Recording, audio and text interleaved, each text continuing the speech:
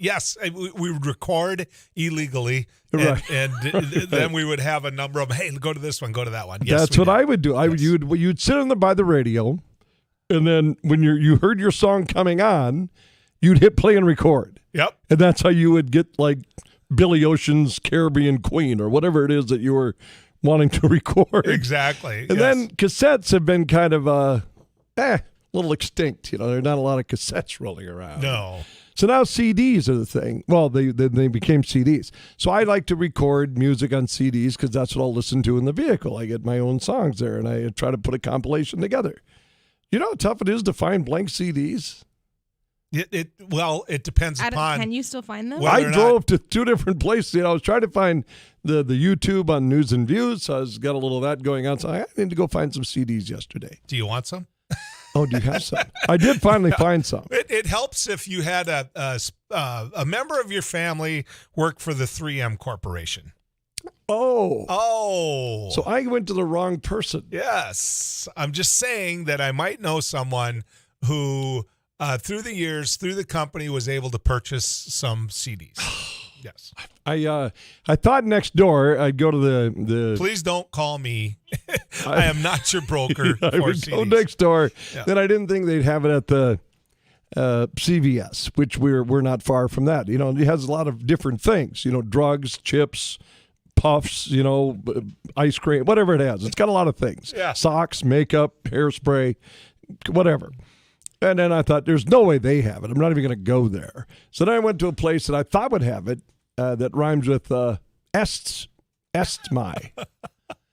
So I said, and then I realized they don't have until 10. So me and like 19 other people who were waiting to get in, and I'm like, I'm seriously waiting outside here to try to get. So I go in there, I do 2 laps around estmy, can't find them because I'm a male, because God forbid I asked for directions. I know. You just described my life. Right. So I do 2 laps around that store, and I go to the guy, and he goes, oh, no, you can only get those online. Great. So then I drove to a place that rhymes with all smart. And finally, you got that one, Abby, too? Yeah, I got the all smarts. Finally, in a case, in a little nook, that they still have to get a key to open it, there sat one package of about 10 CDs. And you bought it. And I said, give me that for $7.98. And it could have just gone to you. That was my morning. Yeah. Well, maybe he'll take care of you. I maybe we'll find someone that can help you in the future. Yeah, it was good. Then the next stage was, how do you burn music on a computer? And that's a whole... I mean, only one step at a time here. I could get the equipment. I could put the people together. I could do all of that. I just couldn't physically do the work. Yeah. You know what I mean? I did the prep work. I had all of that ready. But I would look at someone that very tech savvy, and I'd say, look, do it. Yes. I know. Give me this CD full of different music, and that was, Here are the songs I want. Could you do that for me, please? Yes. It was just a long day outside of work just trying to get all my songs on a CD that I wanted. Yeah. Does your computer have a CD thing? Yes. Oh. It pops out. Mine doesn't. That's only step 1. Well, that horse is out of the barn for the future, right? Yeah. I mean, when I got a laptop going into college in 2015, it was difficult to find one with a CD. That was half a dozen years ago. Huh? Yeah. It pops out, and then once you do that, well, I know that we have the tech thing on KFGO in the mornings, right? I could call in on that. Mm-hmm. But then you go to another media thing, and then you grab your and you drag, and Joel, I'm just exhausted. See, my computer actually, and maybe this is why my computer actually will play 8-track tapes. Really? Yes. You just pop it in, and yeah, or maybe that's my boombox. I don't know which one. You still have a piece of equipment that plays an 8-track cartridge?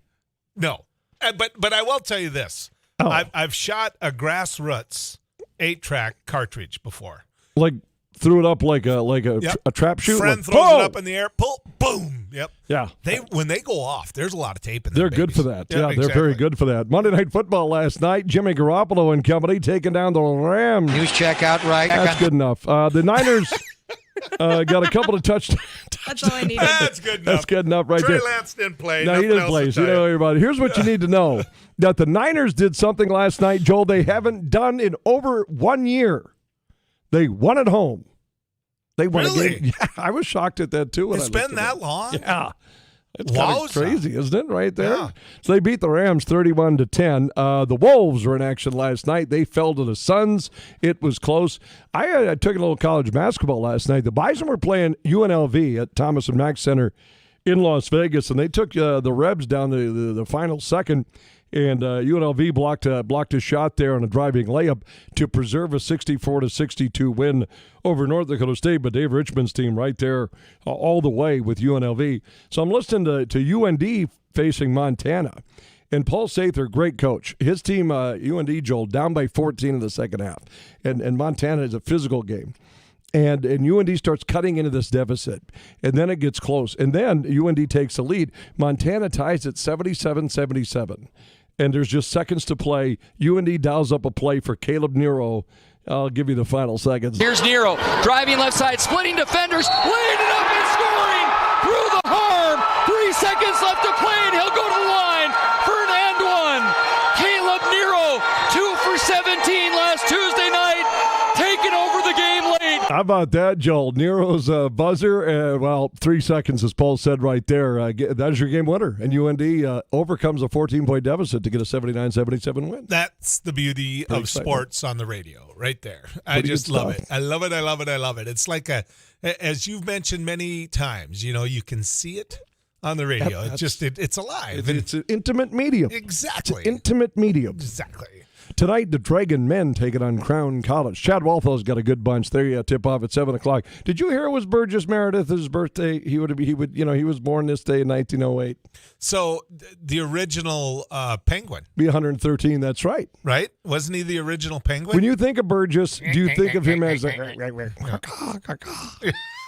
when I think of Burgess Meredith, everybody would say Rocky, right? I would think so. Right, but for me, it's grumpy old men. I tell you, When he stands behind those guys and he ad-libs those lines. do you think? Yeah, I was going to say, do you think they had written any script for him, or just said, No, God. "Here's the scene, just be yourself"? That was complete ad-lib. So Walter Matthau is in love with Sophia Loren, right? Was that in the first or the second one? Abby, tell me you saw this one. Grumpy old men. Was it Raquel Welch or Sophia Loren? The first one was Anne Margaret. Margaret. Yep, Anne And then Margaret. the second one was Sophia Loren. Yep. And then Burgess Meredith is Matthau, Jack Lemon's dad. Yep. And he loves Sophia Loren's mom. And he's sitting at their diner, the Italian, the Ristorante. He's sitting at the diner, Which used to be the bait shop.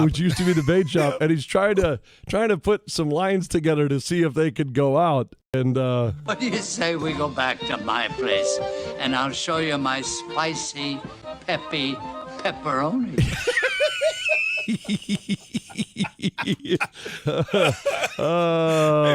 Remember in the first movie, though, when he's standing over Jack Lemon's shoulder and they're looking out the window? Right. He isn't supposed to be there. And oh, man. the I'm outcast. scared to say the lines because I will say them in the Oh, wrong you way. probably should. Yeah. Here's another great line from that. Well, you can wish in one hand and crap in the other and see which gets filled first.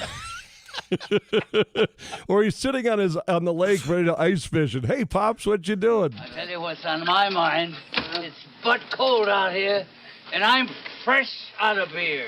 Burgess Meredith. Remember the other one where those two guys, they're well into their 70s and they get in a fight out on the ice, basically over their woman. And they're rolling around. One pushes the other's fish house into the open water. Yes. And they get into a fist fight, which is a terrible looking fist fight because I don't think anybody hit each other. Right. Burgess Meredith comes out. You boys, stop it! Mr. Gustafson. It's like they turn into Instantly, these 8-year-olds. two old men are like, oh boy, his dad's mad. Turn into Just like they were 15 all over again. Great movie. I'm a Burgess Meredith fan, as you are. You could tell this morning. So there you go. Come on in here. All right.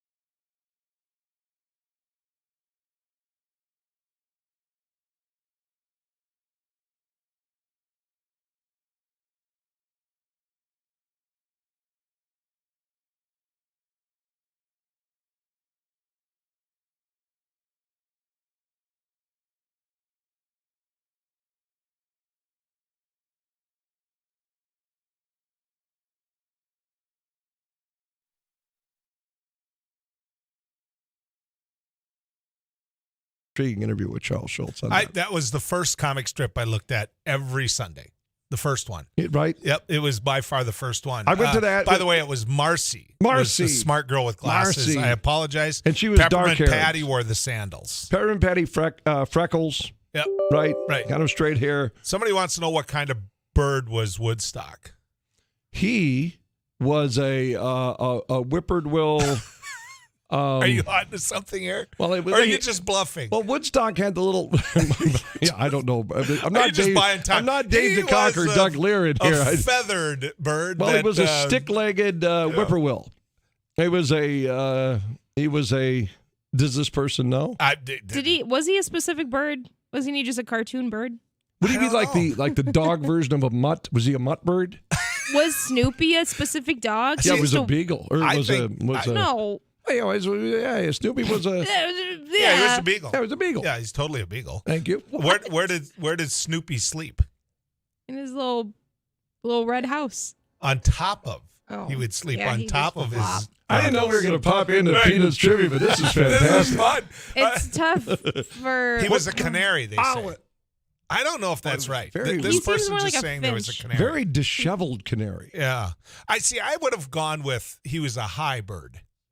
A high bird. Yeah, Woodstock. Get it? Oh, it was a high bird. He was a really high bird. Anyway, I got to get my voice back. I got a basketball game. Dude. Actually, email comes in that you guys are on the marijuana, aren't you? Nope. Nope. I can vouch for Oh, that. I know why we started this. Yeah. Because Lucy, for the first time on this date, 52, pulled the ball. football away from Charlie Brown. I'd forgotten why we started. Okay, on what was Peanuts the first cartoon you looked at every time? It was that I went to Beetle Bailey. Okay. Yep. I was always kind of a High and Lois. You know, I'd take a peek at High and Lois, and I'd always finish with Hocus Pocus, but those would be the go-to. I would never go down the soap opera kinds, Right. but I liked my Gasoline Alley. That's right. I liked Andy Capp. What was the comic strip that was just a big circle? Remember the one? Oh, yeah. It wasn't in a strip form. It was a circle. Right. And it was like a little guy. Yes. Oh, Bones. I'm sorry I Come even on. asked. I'm still glad I got Schroeder eventually after someone told us. But Somebody said, what pilot did Snoopy fantasize about? Well, that was the Red Baron. Yeah. It was the Red Baron. Which, by the way, there's one of those planes in Valley City, North Dakota. Really? That I rode in. Yes. that is From the old Red Baron pizza days, they had them. circle. It's just a big circle. Family Circus. Family circle. Circus. By the way, for all of you course. people who text in Family Circus, Family Circus, Family Circus, thank you. Right. Oh, And good I know I listening. say Christmas when I should say Christmas, right? Yeah. Christmas. Yeah. Also, apologies to anyone who was watching YouTube. We didn't have sound for a while. So Calvin- they just saw Yeah. me Calvin motioning. and Hobbs. Oh, was another always a good one. So Sound is there now, supposedly. the Doonesbury, the older I got, Yep. and then Who was the guy remember whose wife? He was just a lazy husband. wasn't that Andy Capp? Maybe that. Oh no! I know what you're talking You know what I'm about. talking about? Yeah, he just. He saw he had sitting on the couch or something. The dad was just and- a pile. Right, Yeah, right, he was and always hammered, and the wife was always. This was a comic? I don't know if he was. I mean, he was just like always sitting on a couch or not doing. High and Lois. Oh, that ain't the one I was thinking of. Yeah. That isn't the one I was thinking of. The Lockhorns were fun. Garfield. I never liked Garfield. I had his creator on too. Rusty, Jim, I can't read that. You have to come closer. Rusty's He's doing the. Rusty, just He's get like in here. He's like when David Letterman had the Rusty. man. Remember when Letterman had the Rusty. man on the bleachers? When we come back, Rusty Halverson here on News. Rusty, the man behind the scenes, The Lock. the Lockhorns. Yes.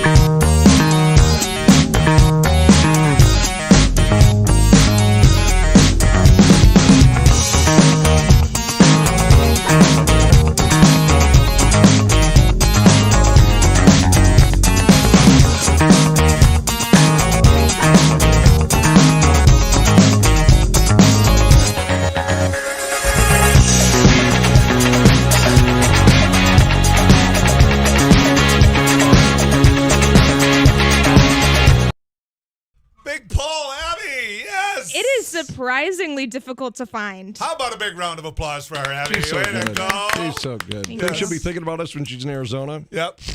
Not So even close. I'm raised with 7 kids, right? I mean, 6 siblings, and the funny page was an elbow thing.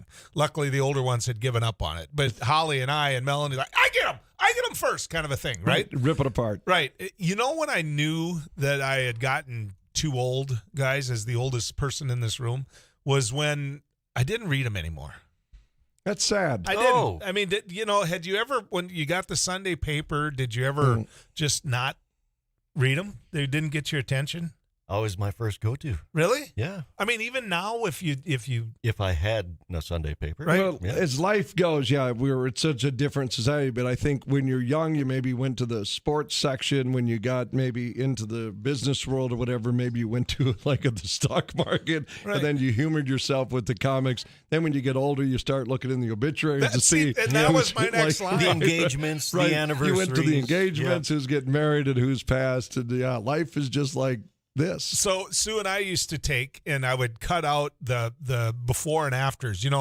Their wedding picture and then their anniversary picture. Yes. Yep. And so I would cut those out, like the 10 of them, and then I'd mix them all up, and I'd say, all right, which one belongs with which? Fun game. Where you're looking at it like, okay, is that how they look at 50 years? I think 60 years of marriage? we may have a new thing for our KFGO website. I think send it is in the good. before and after. Before and after pictures. We did this, quite frankly, with. I'm sorry to say it, but we did it with obituaries. We don't charge you to list your. But like obituary. before and after, just keep it vague enough. So like Rusty's baby picture, and now Rusty now. Somebody in this room has to get Dennis's question.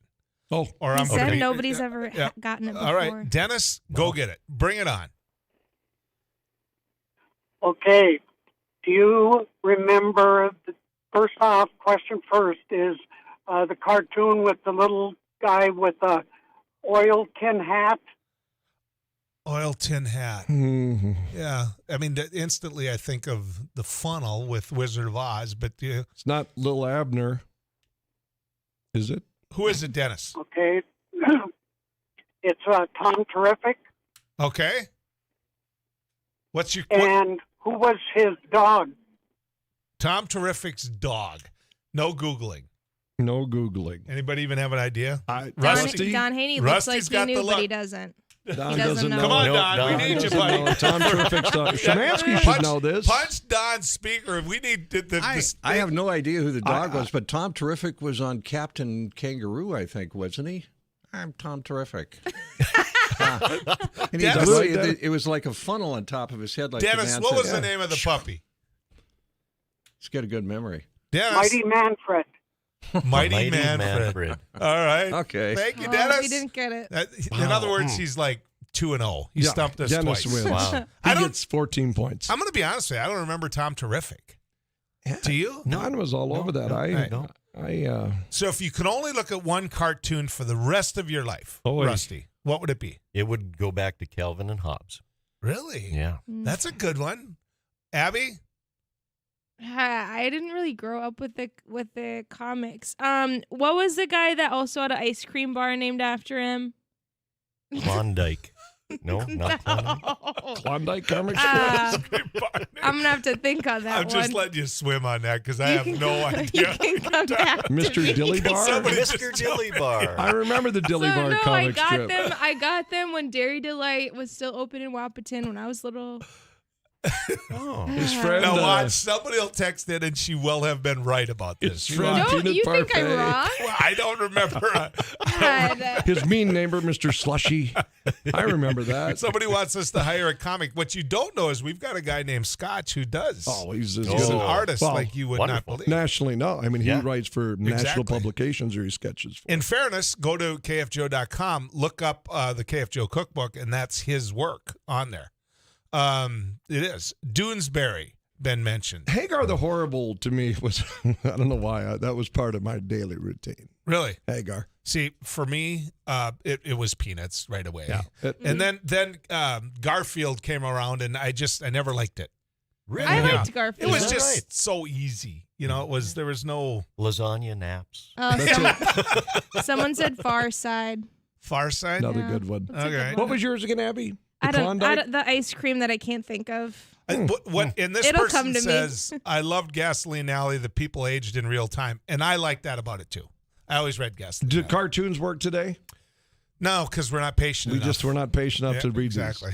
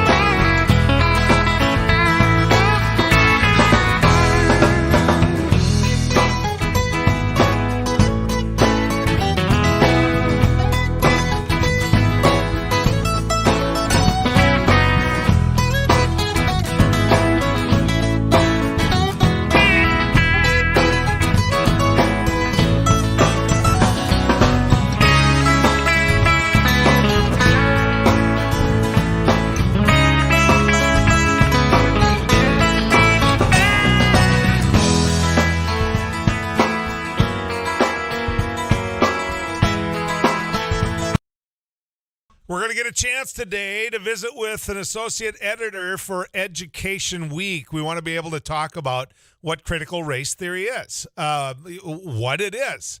Make sure we have that discussion of what it is.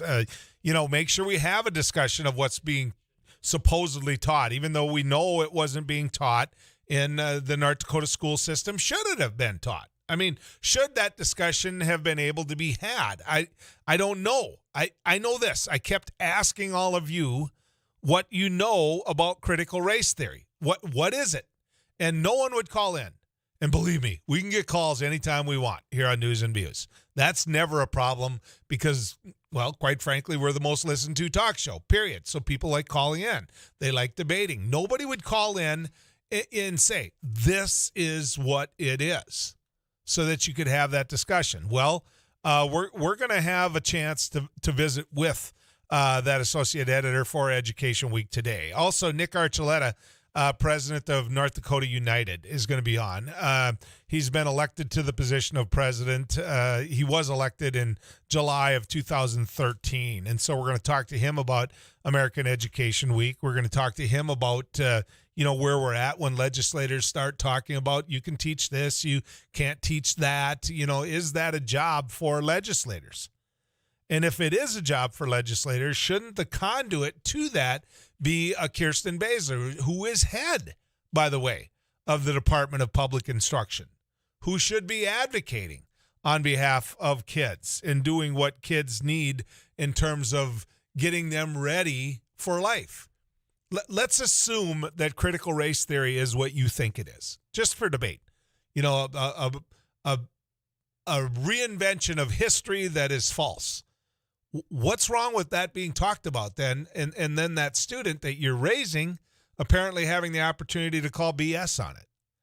I mean, there are all types of things that, people would say in classrooms that I never agreed with. Just like you never agreed with everything, right? But you had a conversation about it. And so I'm not sitting here advocating that, oh my God, that education's going to go to complete bonkers if it isn't for teaching of critical race theory. What I'm trying to get out is, what are we afraid of when it comes to just having a conversation?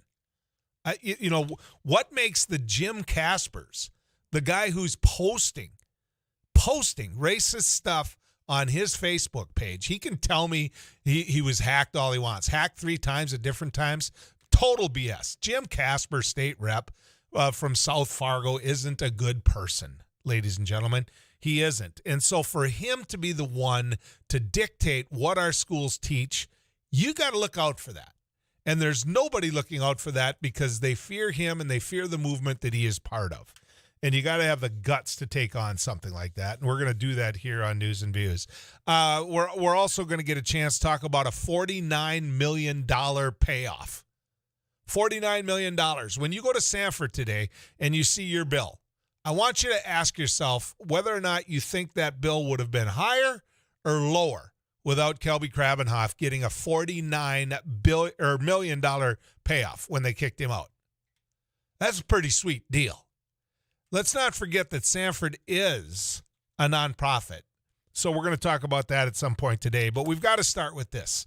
Full disclosure, Ryan Rauschenberger is someone that I've known for some years now. Probably had a better working relationship because Ryan really wasn't part of all that as much when I was in Bismarck all the time. But his father, Ron, is somebody I respect and someone that I had a good working relationship with the governors that he worked for. Ron was that middle guy that would get things done, that you could leave the politics at the door and you could just say, hey, my district needs this. They got a problem here. Can you help me out, Ron? He would help out, or he'd look at you and say, I don't think we can. We're just going to disagree on that. But at least you'd get that handshake. Well, maybe that's why, more than anything, that when it came to Ryan, I always looked at it and said, all right, if he's cut from the same cloth, which he is. I mean, if you've met Ryan Rauschenberger, he's not a bad person.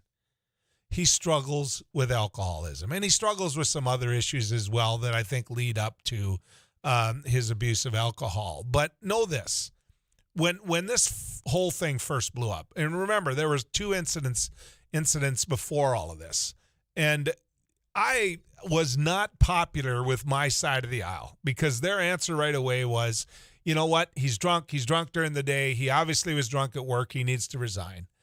Looking back, I would have to yield to that and say, you know what? They were right. I, on the other hand, took the approach that, you know, there's all types of people that struggle with alcoholism. And if we fired every one of them, then, you know, it'd be a pretty desolate workplace in some positions. Now, the difference between Ryan and other people in your life, and I shouldn't probably be calling it this, but, you know, we're talking about day drinking here. We're talking about drinking at times when you're supposed to be at work. Now, I realize not everyone has the same hours, but we all know people in our life that are functioning alcoholics, right? They drink too much at night. They go home. They get up in the morning, they go to work, they do their job, and the whole cycle starts over again. I know people in my life that very much fit that criteria. That being said, that's not Ryan. Ryan is drinking when he's supposed to be at work. Ryan, if he's doing this, quite frankly, it isn't a stretch to say he's drinking at work. Ryan is not a recovering alcoholic. He is an alcoholic in the sense that he is not doing what he had pledged to do when he got the second chance, right? When people like me said, get your life straightened out, the people in North Dakota elected you, no one should get thrown away because they're an alcoholic.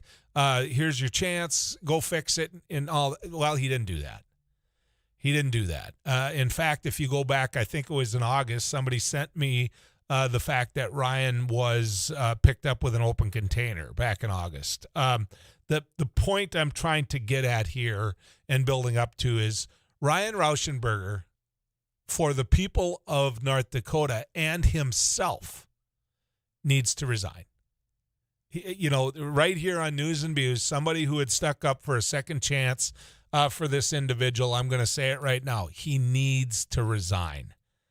Ron, if you're listening, I know you agree with this. Just in your own sense, you've got to admit that your son can't do the job anymore. And the people of North Dakota deserve to have a tax commissioner that isn't found in a hotel room, in the wrong hotel room, passed out in the middle of the day, and has the cops called by the hotel so they can go and get him out of the locked room.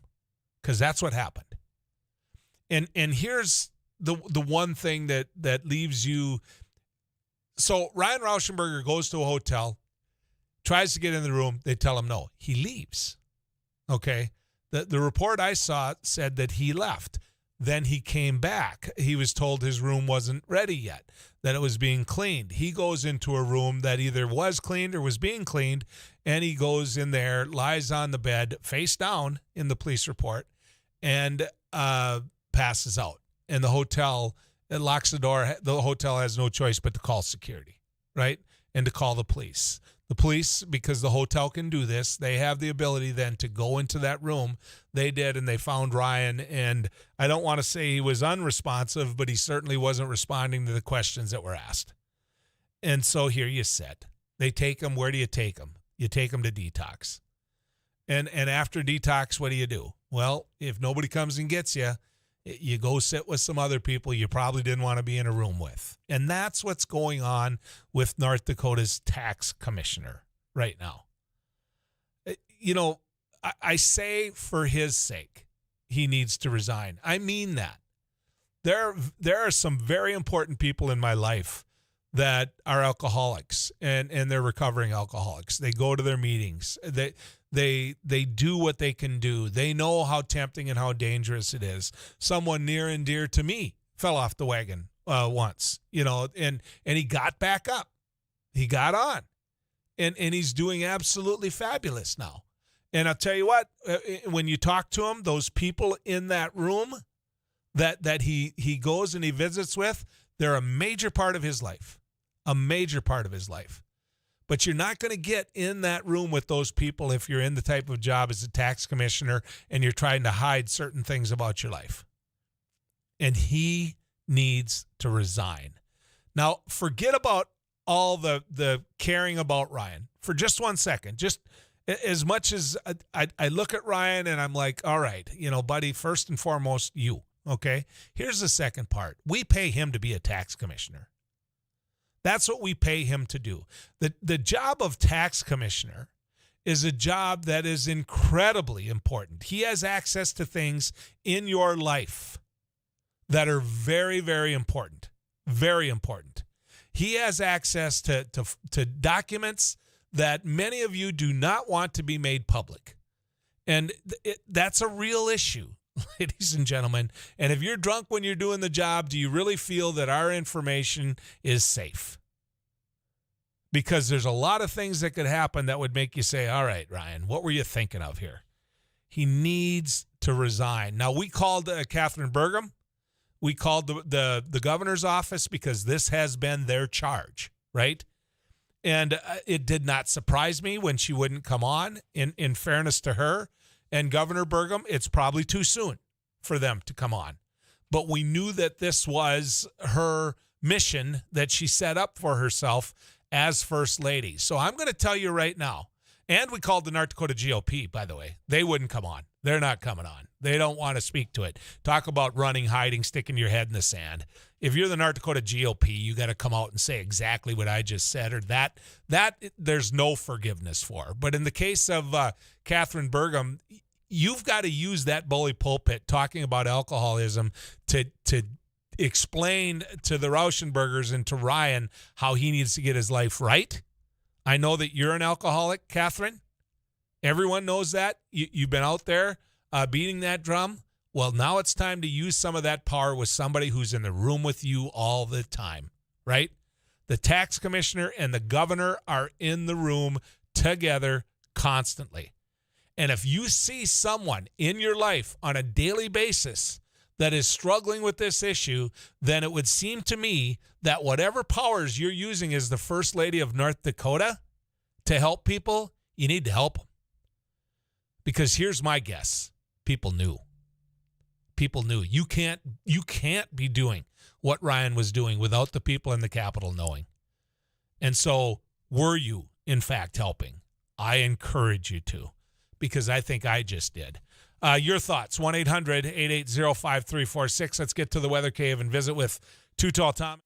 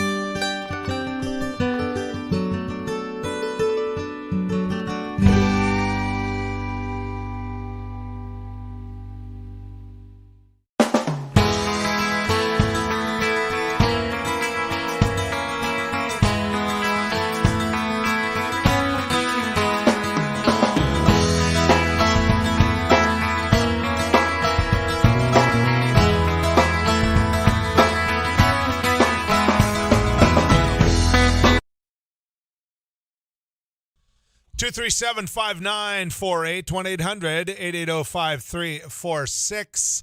We're going to get to critical race theory in a second. I'm going to find out who this other person on the line is, and maybe they have a question or a comment when it comes to Ryan. Somebody texted in and said, yes, we need to get Ryan the help he needs, but your commentary on Mrs. Burgum was stupid commentary.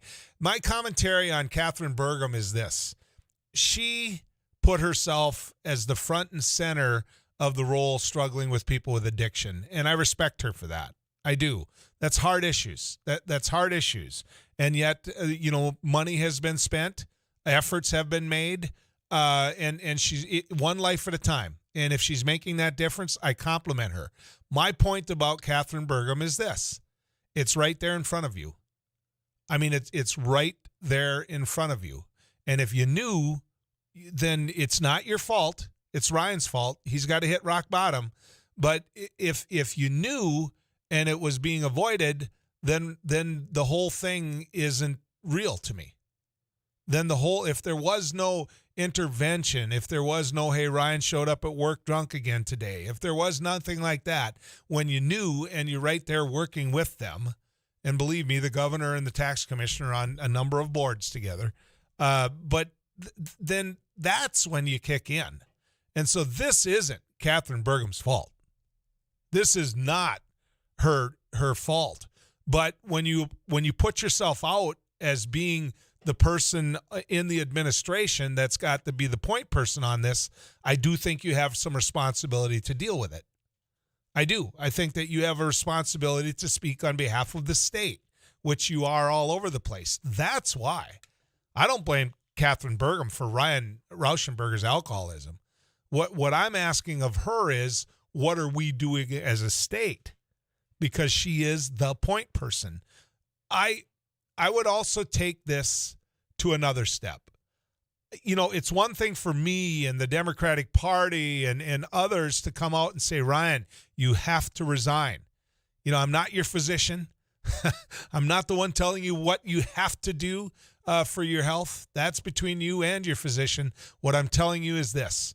You're drunk at work, and you got your one chance. In fact, some would argue you got your two chances, and you blew it. You blew it. And so for the good of the North Dakota taxpayer, which Ryan has paid well over $100,000 for his job, for the good of the North Dakota taxpayer and their personal information and their dollars that are spent paying you to do your job, Ryan, you got to quit. You've got to pull the pin. You have to resign. And then you can start getting, maybe someday run again. I mean it. Maybe someday run again. And the people of North Dakota will embrace you and embrace this new life that you've been able to create. But for right now, for the good of North Dakota too, you need to resign. When we come back, critical race theory. What is it? What are we going to talk about? Well, we'll find out right after this.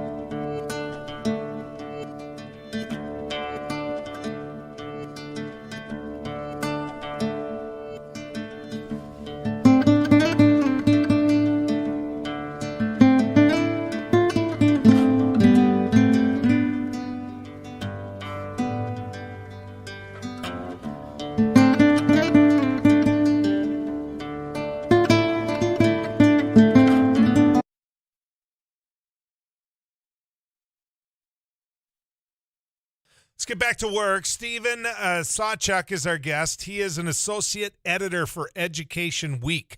He covers superintendents, district management, school safety, and civics education for them, and joined the newspaper in 2008. We called him up because there's so many times we've been talking about, and it's all over the front page of the papers, right? It's all over the news, every broadcast, with, critical race theory. Well, I've challenged you, the listeners, to tell me what critical race theory is. Haven't really gotten that response yet. And so we called Stephen to come on and speak to it. Stephen, good to have you on News and Views. Hey, thanks for having me, Joel. Tell people, or for me even, just explain to people what critical race theory is. Good question. All right, so I'm going to give you the sort of the rundown of what it is in an academic sense and what it is and how we're sort of talking about it now, which I think is quite different. So it's kind of an obscure legal framework. It was developed by law professors in the late 70s and 80s. And think about the time period. This is 15 years after the Civil Rights Act, the Voting Rights Act, and these scholars are frustrated because outcomes weren't improving faster for Black Americans. Their conclusion was ultimately that you can write laws that are race blind but still produce racially disparate outcomes. And the idea there, right, is that racism isn't just individual. It's not just your great aunt who says awful things at the Thanksgiving dinner table. but it's something that's embedded in public policy. So I want to be very clear that those academic concepts aren't kind of what we're really talking about these days when you hear about critical race theory. For complicated reasons, a whole host of other things have been wrapped up in this definition. Some of it seems to be reaction to popular bestsellers on race, like Robin DiAngelo's book White Fragility. Some of it seems to be aimed specifically at what's taught in history class, especially the really ugly parts of American history. Some of it is aimed at the New York Times 1619 Project, which I'm sure you've read and heard a lot about already. Some of it seems to be sort of reaction to diversity trainings for staff and teachers, that, not even really for students in that case. So there's a whole host of things that are coming under this banner.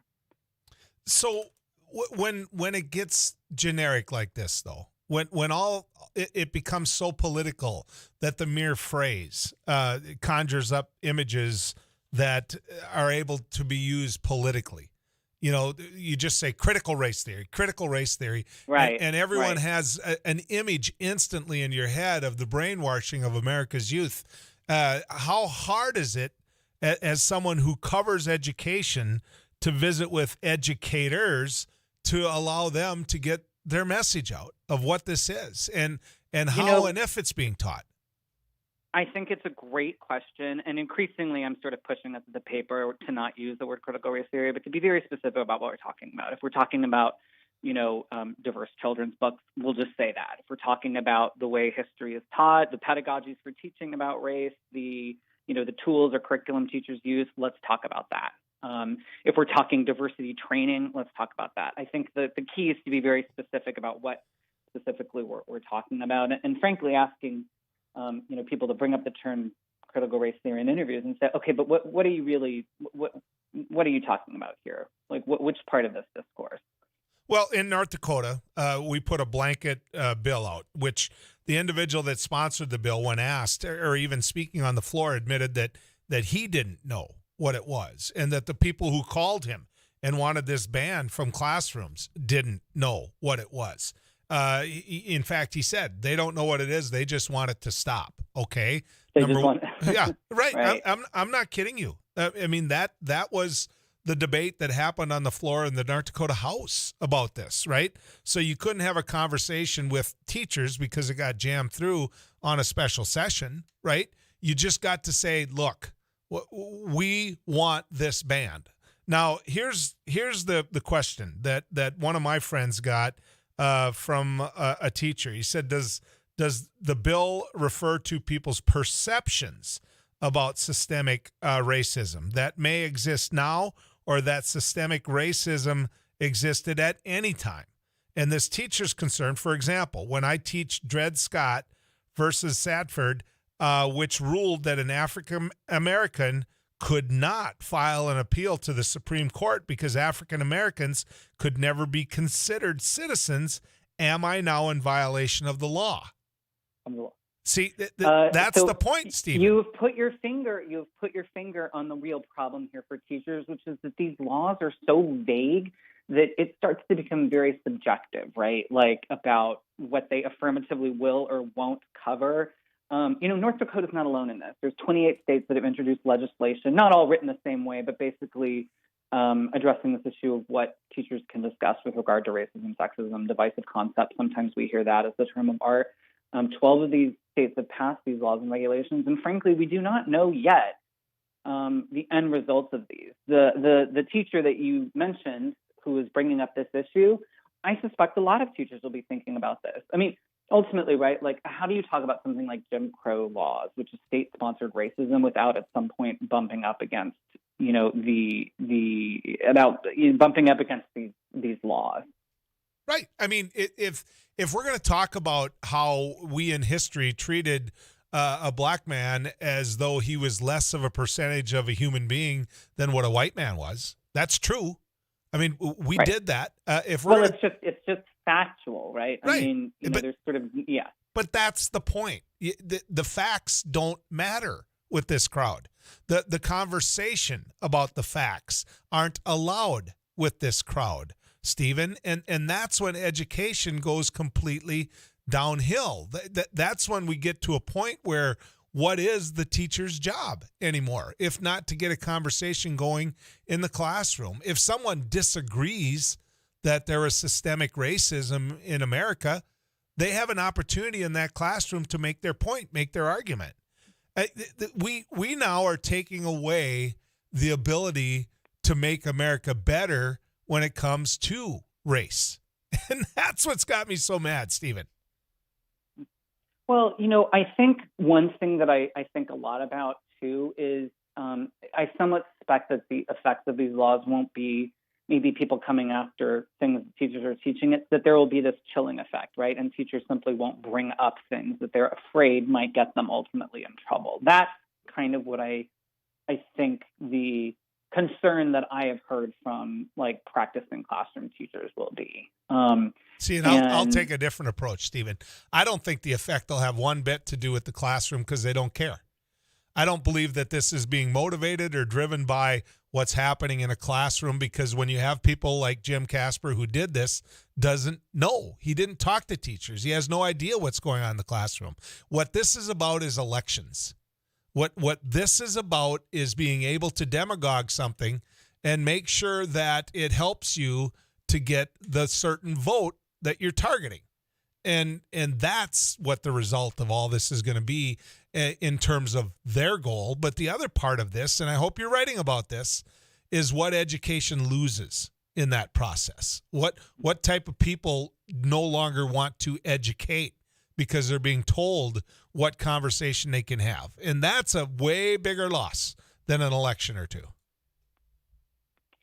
So one of the things we have seen are parents being very upset about books like Toni Morrison's Beloved, for example. Sometimes even children's books written by Black authors. In Tennessee, there was a book about Ruby Bridges, who, famously helped integrate New Orleans schools in 1960. And these books have been challenged under the idea that they might somehow make, white students feel bad. And so, as I said before, I think the one of the issues here is, if you're a teacher, are you going to bring up housing segregation in this country, which, despite being illegal on books, continues to be rampant and it continues to be racialized? That's what I get concerned about. Look, I think there obviously is room for a discussion about the right pedagogies, the right tools for introducing really hard topics, the right age levels to do this. Beloved it's a difficult book from a literary perspective. It's elusive, it's metaphoric, and it talks in great detail about the horrors of one of the most shameful aspects of our history. But ultimately, I think you cannot teach the history of this country and not include topics about race and not talk about how that has shaped public policy. I want to give a broad example that'll probably get me in trouble, right? So if you sit down in today's world where we're so desperate for workers, right, and we start talking about what the issues are, is it personal freedom? Is it this? Is it that? Is it pay? Is it benefits? Is it all of that? And then you're in that classroom and you're having that conversation. And part of that conversation turns to people of certain ethnicity getting paid less than other people. Okay, so the teacher broaches that subject. They say, okay, why does a Hispanic man make this percentage less than what a white man does? And the students end up in a conversation. Is it because of where they live? Is it because of the jobs that they choose to work? Is it because? But if you enter into now a conversation of, is this about race? Is it because the employer knows or believes they can pay them less? That can't be part of the conversation now. And that is a weakening and a demeaning of the education process. That other student might strongly disagree with that say, no, it's not about their race. It's about this, that, or the other thing. But now you've got a conversation going. And to not be allowed to have that conversation, it's going to dumb down society. I mean, it is. It's just a perfect example of race baiting. The people that say, oh, gee, Joel, you use race to bait. You know what? This is race baiting. Stephen, and please tell me Education Week is trying to shine some light on this. Well, we are. We're going to continue covering this topic.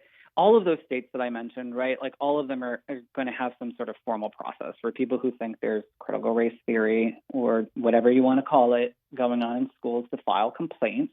Those will be public records. So we will do open records requests to see what is coming in and how each of these complaints is being handled. We've tried to be very specific about what we're talking about, as I mentioned earlier. I think your point about how this is going to affect what we might call discussions of current events, which is a very important part, especially in civics classes, right? I mean, we've had just the politics, the events of the last few years have been so groundbreaking, so norm defying. I think that we have to be able to talk about them in schools. And like you, I worry that there will be less of that teachers will be fearful. We've heard, for example, that teachers were frightened to talk about the two impeachments that we've recently had simply because they were so political. And I think that's the wrong impulse, right? I do, on the other hand, think that, that teachers need a lot of training and support to figure out how you establish classroom norms, to have a healthy discussion where people, are making arguments based on facts rather than based on emotions. Like, I mean, there is actually like a sort of a teaching and a training aspect of this that I think we don't talk enough about. And that's certainly another thing we'll be looking at. Stephen, but to your earlier point, I mean, yes, I do think that there is a sort of a political discourse that surrounds all of this, and we'd be foolish not to pay attention to that and look it straight on. Yeah, it's already got the label they need. Right, it's got the label they need, and they'll just keep pounding the label. But Stephen Sawchuk, tell people where to find your work. Well, we can be found at www.edweek.org. We're a national nonprofit that puts out the newspaper along with a lot of other research products, webinars. We really cover the waterfront on K through 12. It's not always the easiest thing to do when you've got 14,000 school districts in 50 states, but it's a great place to learn about news and trends, and hopefully to find neutral analysis of these really important topics. Well, Stephen, the upside is if you're a nonprofit like Sanford is up here, they just gave to their CEO a $49 million umbrella when he left. So you're going to be a rich man someday being a nonprofit. Okay? I would certainly not look a $49 million umbrella in the gift horse in the mouth. All right, let's head to the weather cave, everyone. Thanks, Stephen. Find out what's going on in the weather. Tom?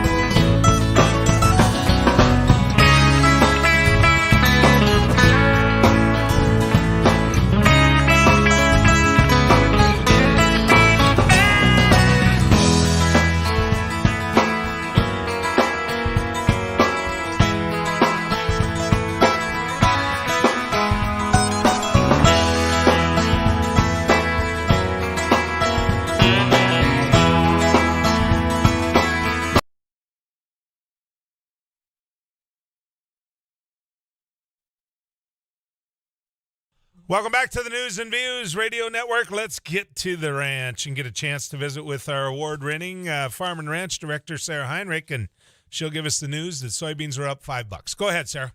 Not even close. We're actually down a penny right now for January at $12.56. March at $12.68, down 3/4 cent. December corn down a nickel and a half at $5.71. March at $5.78, a nickel and a half lower.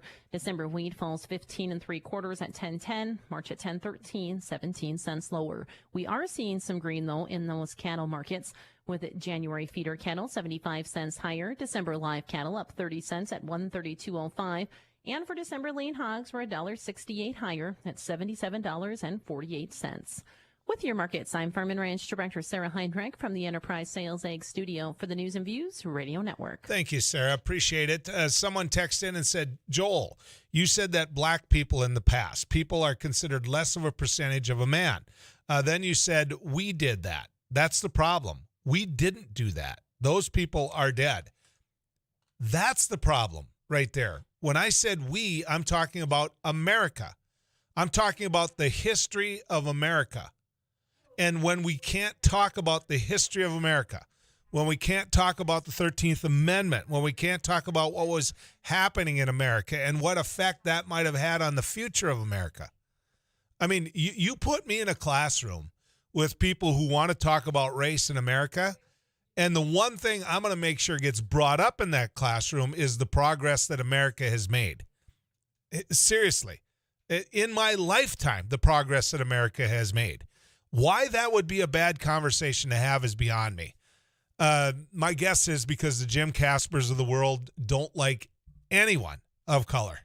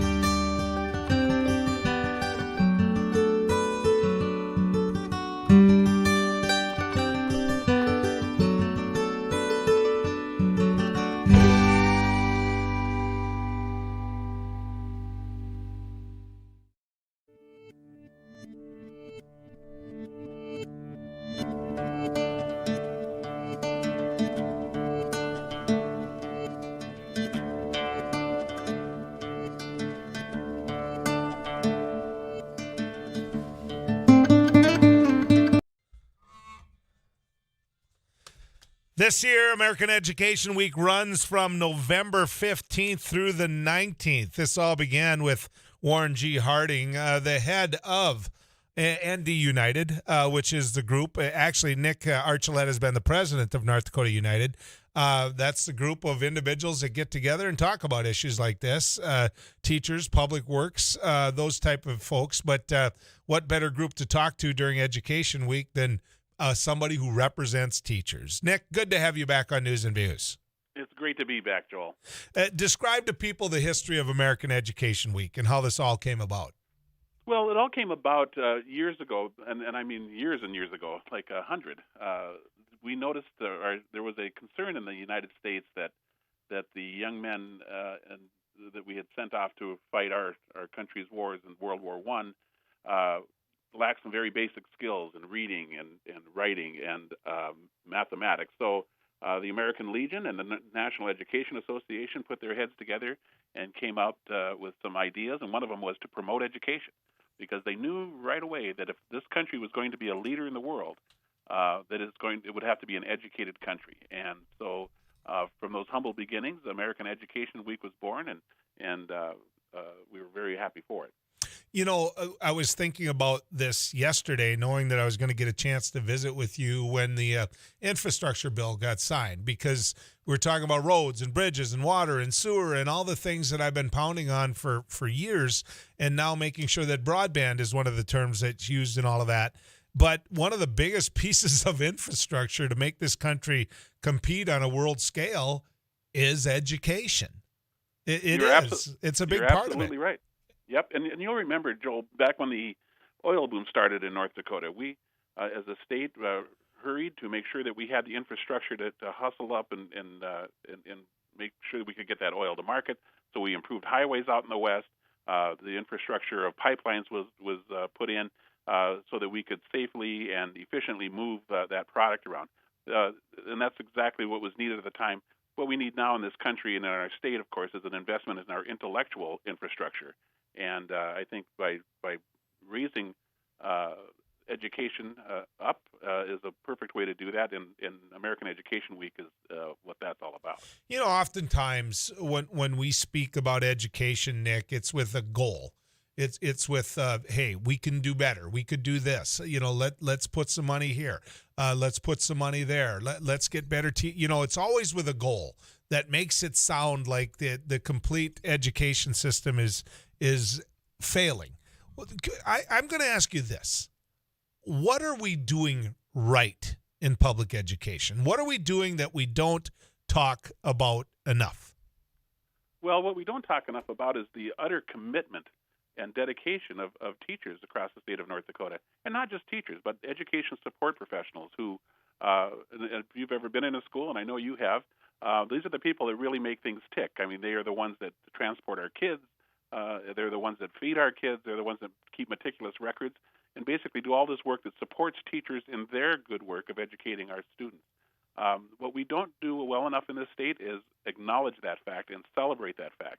I would put our education system up against any states in the nation, to be quite honest with you. I believe in our teachers that much. So we don't talk enough about that. We do talk, I think, entirely too much about real or imagined shortcomings in our education system. Well, and I think that people don't understand it anymore. Once you're done, you're done.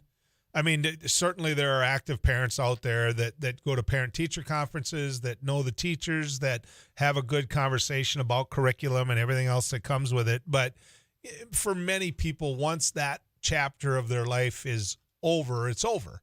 And so you just mentioned, hey, been in classrooms type. I'm not convinced that people who did quite well at school would understand what's even going on in school today.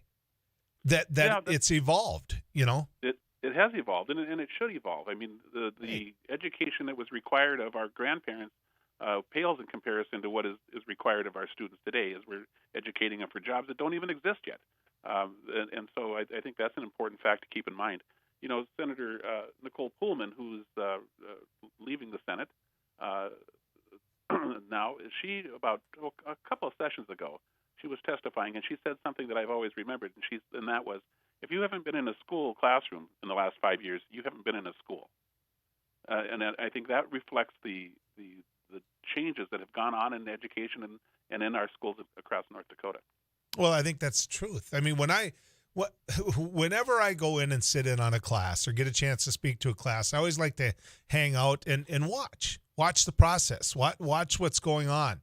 And the product that they're turning out, which is an intelligent new generation, is in so many ways such a key to this country's future. And that is where an investment needs to be made. And it can't all be done in dollars. I get that, Nick, but you know, we're losing teachers, and we're losing people that want to teach. How do we fix that? Well, I think the most important thing we can do is to respect teachers, offer them the respect that they receive in other countries. You know, there's the international tests that are taken every year or so. Those highest performing countries, they really do value educators, just like they value doctors, just like they value psychiatrists, just like they value lawyers, and they treat that profession at that with that high esteem. That's something we could do more of. Not only are we losing teachers, we're seeing some potentially very good teachers not choose education as a profession, and that's going to have long-term consequences down the road if we cannot get enough really high-quality folks to enter the teaching profession. That does not bode well for our future. So anything that we can be doing to make sure that we get highly effective people into the profession, we're all for that. So grade us. I mean, you're a teacher, you're an educator, your wife is an educator, you work around educators all your life. When it comes to North Dakotas now, talking about North Dakota, a lot of people listening to you in Montana, South Dakota, Minnesota, but you represent ND United. Grade how our public school system is. I would give our public school system for the work that the teachers do, that the education support professionals put into it. We have administrators that are trusted across the state and by the people who hired them, and school boards. I mean, they all rank very highly with North Dakota's population. So I would give us a solid A-. Okay. Nick, can you hang on for just a little bit longer? A couple more questions for you. Sure. Nick Archuleta, ladies and gentlemen. Let's get to the weather cave and find Mr. Too Tall Tom Szymanski.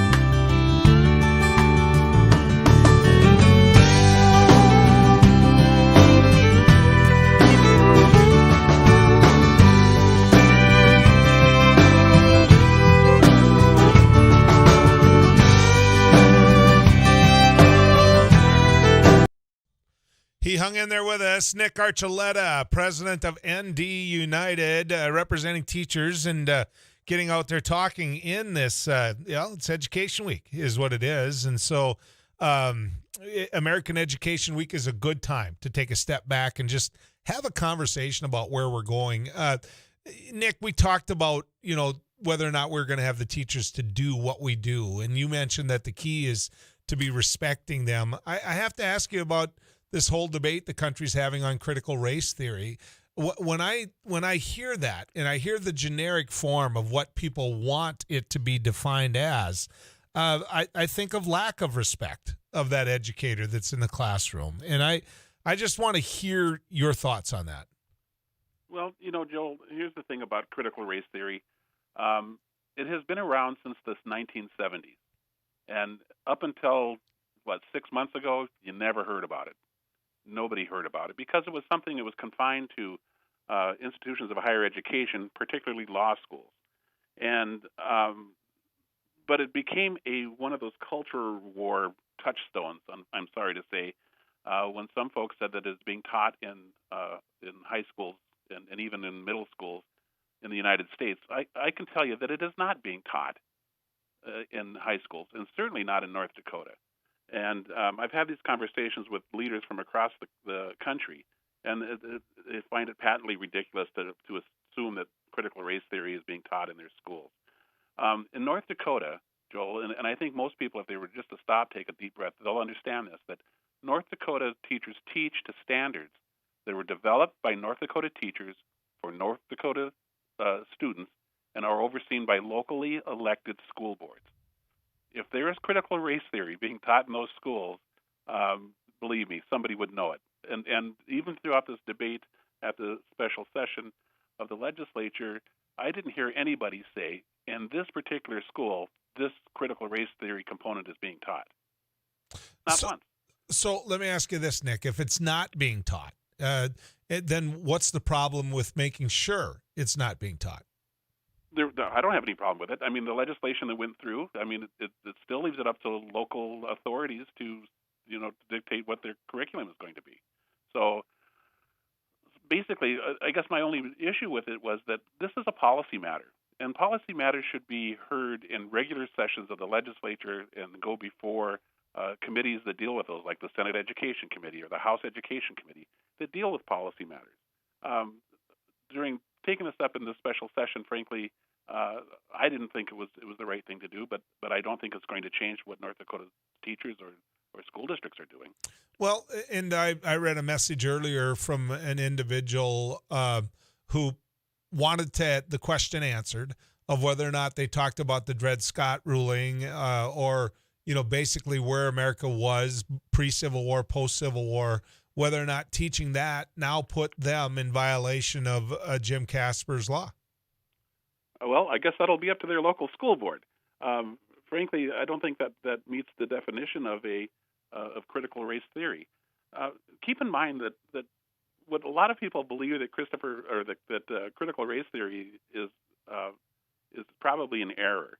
And we know this because there was a gentleman by the name of Christopher Rufo who's basically turned critical race theory into a lucrative side hustle. And he was the guy that was on a television show that former President Trump heard and then kind of elevated this guy's theory to something actionable. And basically what he has said, and he tweeted this out, he said, "We will turn it toxic," talking about CRT, "as we put all the various cultural insanities under that brand category." And then he went on to say that the goal is to have the public read something negative in the newspaper and immediately think critical race theory. Well, and that's from the horse's mouth. If that was their goal, I would argue they achieved it. Yep. They sure did. And I said earlier when I was visiting with Steven Sawchuk, the associate editor for Education Week, because my theory, and it's actually fact on what's happening, isn't about education. This is about votes. This is about demagoguing. This is about saying something's happening that isn't happening, that gets a certain side all fired up so that now they have to get active on something that they didn't need to get active on at all. Well, I agree. And that's politics. And we understand there's going to be some of that goes on. because they're politicians. So we understand that. But in terms of this being something that's going to change the course of education in North Dakota, it will not, because we don't teach critical race theory now. I don't know of anybody that was planning on it. What we do teach, though, Joel, is the truth. And nobody should be against teaching the truth in North Dakota's schools or in any school. Yeah. I mean, and as far as I'm concerned, what we have been discussing is something that's an upper level course if you're going to have that discussion. But I'd be doggone if my seventh grade child or grandchild couldn't have a conversation at some level about race in the classroom. I don't know what classroom you'd want him in if he can't even have a discussion about that, Nick, and that's my problem. Well, you're exactly right. And here's the thing about that is that we can still talk about race. It's part of our history. I believe in American exceptionalism. I think we are an exceptional country, Joel. But part of the reasons that I think that we're exceptional is the fact that we can look objectively at our past. We know that we haven't been perfect as a nation, but we are on a mission that was laid out for us to form a more perfect union. And in order to form that more perfect union, Joel, I think we need to take a look at America's history and decide, boy, we sure did this great, and we did a lot of things great, and we do a lot of things that are great, that lead the world. But we also have a few things in our past that we should also learn from. Exactly. And I mean, it's just like a human being. Yep. You look back at your life, you take into account the mistakes you've made. Sure. I do the same thing. Yep. And I think that's what helps us to grow as human beings. That's also what's going to help us grow as Nick, a nation. Keep doing what you're doing. We'll be back with Pat Hart right after this.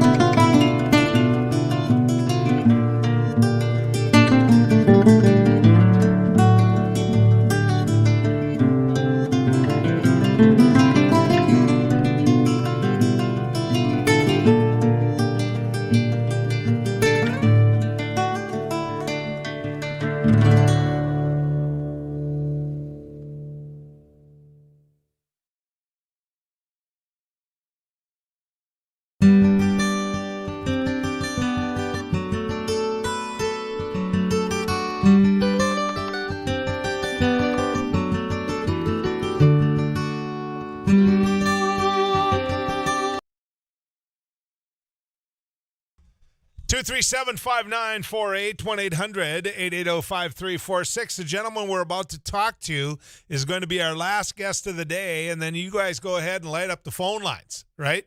Somebody's mad that he didn't get on sooner. Well, okay, we're going to free that up and make sure you get a chance to give us a call. But now I'm going to visit with Pat Hart. Pat is the chairman of the Dem NPL party. And of course, with what we spoke to earlier in the show, Ryan Rauschenberger, I thought the Dem NPL might come out with a statement on it. They have come out with a statement on it. Let's get Pat on. Pat, welcome back to News and Views. Good to have you on.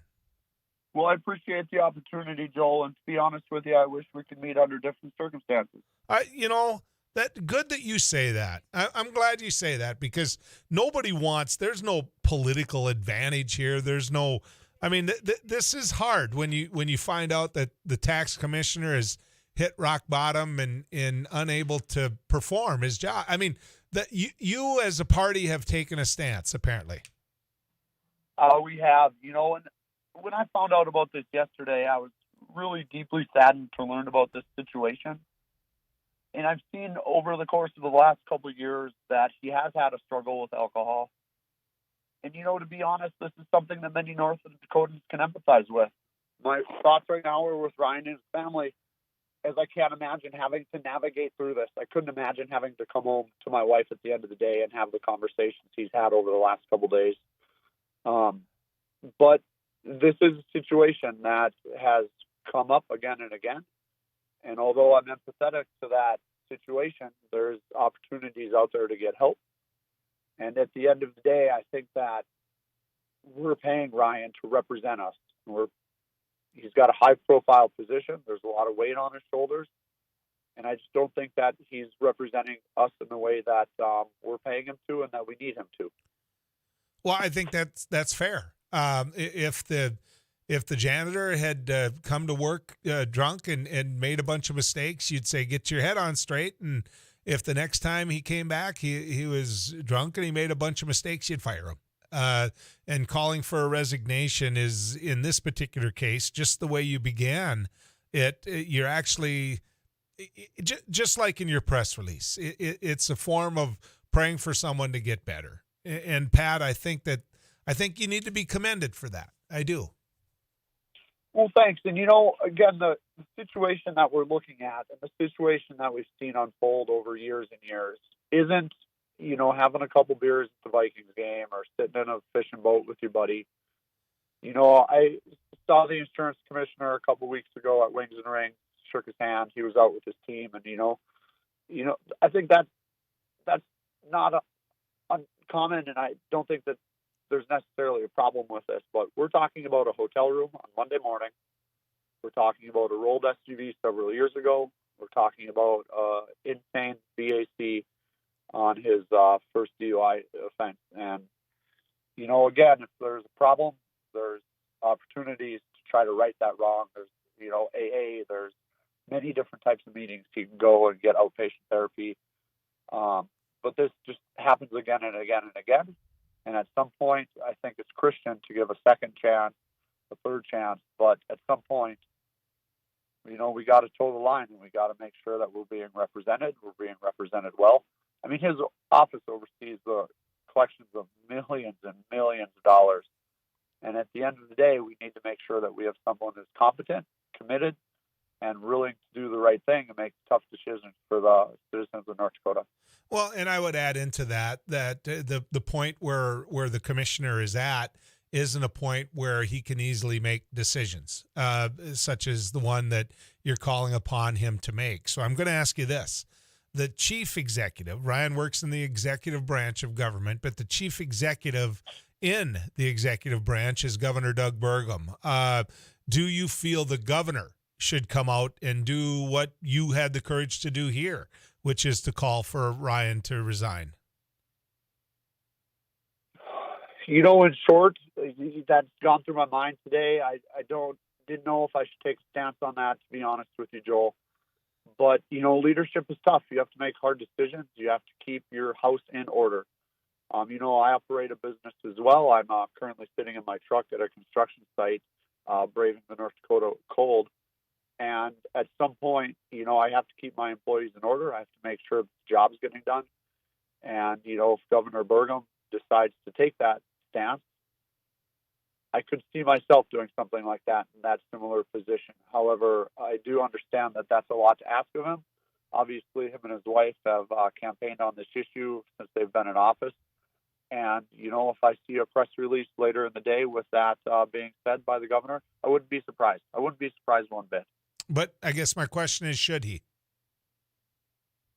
I guess I'll say that I would in that position. Again, I want to have a tight house. I want to keep my people accountable. Yeah, Joe, I'll tell you, I'll go as far as to say he absolutely should. Yeah. And I'll tell you again, we've seen this again and again and again. This isn't the first time. It's not the second time. It's about keeping, a responsibility to the citizens that have elected ourselves.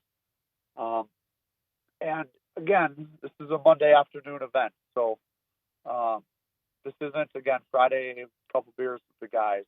This has gone over and over and over again. So Joel, absolutely, I would call on the governor to ask for his resignation, and I'll be excited to see if that happens later today. Well, it doesn't make you popular. I realize that when you call on someone to resign who's struggling with alcoholism, but this isn't the first, this isn't the second, and once we found out about the open container earlier in August, this isn't the third or fourth. So here we sit, and I appreciate you taking that tough stance. I agree with you on Governor Burgum. So thanks, Pat. I appreciate it.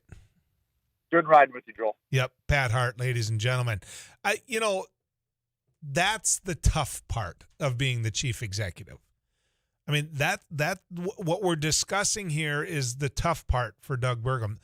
When we say this is Doug Burgum's problem, it isn't that Doug Burgum's struggling with alcoholism or not working during the day or being found in a hotel room to the point where, the police have to basically get the key to get into that room so they can put you in detox. That isn't what Doug Burgum's doing. That isn't, I'm not trying to say that this is upon Doug Burgum as much as what I'm trying to say. He's the chief executive officer in the state of North Dakota. And he's the one that's supposed to be and has been hired to look out for the people of the state of North Dakota in the executive branch. The man we're talking about that's struggling with alcoholism right now is a man that's been given that second, third chance. And that man has access to your tax records. I mean, he has access to how much you made, what you claimed to be deductible. He has access to everything in your personal life that comes under that financial heading. And that alone is one of the reasons that Doug Burgum should, in my opinion, call for Ryan Rauschenberger to take a step back, take the advice of Doug Burgum's wife, and get his life squared away. And he can't do that as tax commissioner.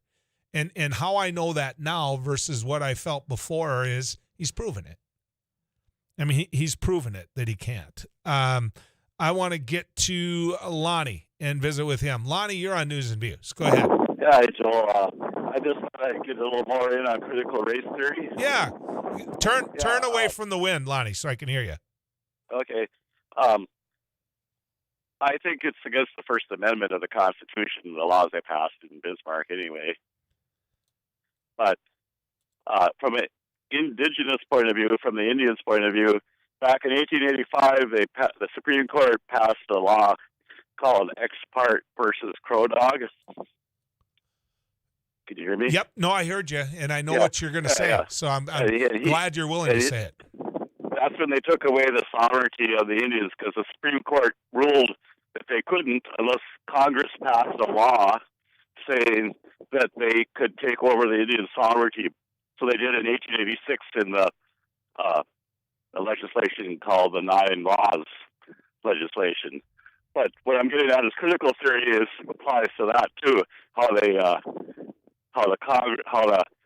law of the Supreme Court gave the U.S. Congress the right to supersede white supremacy over the Indians.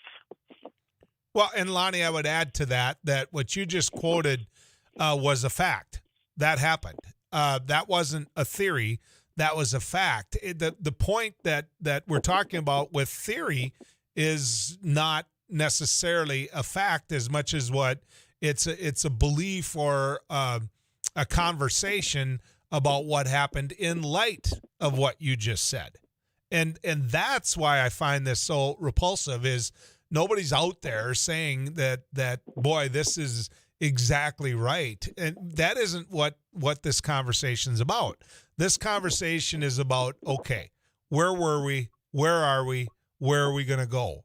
And I agree. I just am repulsed that people are afraid to get into a room and have that conversation. If Jim Casper was in the room with anyone and had that conversation, he'd be so uncomfortable because he wouldn't understand the subject matter. He wouldn't get it. That's exactly why I'm relating this to you, because Jim Casper doesn't know what it's about. Lonnie, he doesn't care what it's about. What he cares is that he just scared a whole bunch of people. And he just made a whole bunch of people feel mad about the fact they're getting blamed for something they don't feel they did. Because you know what? They didn't do it. It's about what potentially could happen in the future and learning from it. And I don't get why we're afraid to have that conversation. It happened after the Civil War, Lonnie. I mean, there were people that did not want to have any conversation whatsoever and just tried to forget what happened in this country before. Yeah, well, it's all based out even to the law. So we all have to stick together as a team and fight back against this stuff. Yeah. Thank you, Lonnie. Thanks for the call. Bringing Native Americans into part of that conversation was well-deserved and well-due. I should have done that myself sooner. So appreciate Lonnie injecting that. Let's get to the weather cave and find Too Tall Tom Szymanski.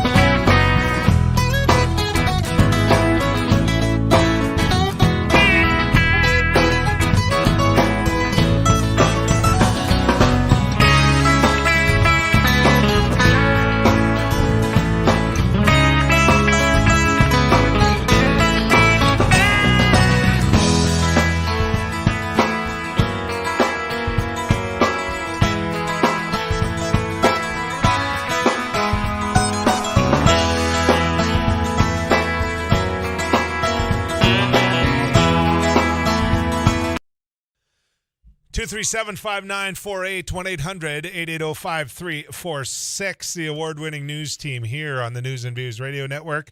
The head of it is Paul Juergens. He just stepped in the studio. Paul? A statement just from Bismarck Governor Burgum has been told by Tax Commissioner Ryan Rauschenberger that he will resign that position after yesterday's detainment into issues at a Bismarck hotel. His resignation effective July 3rd of next year.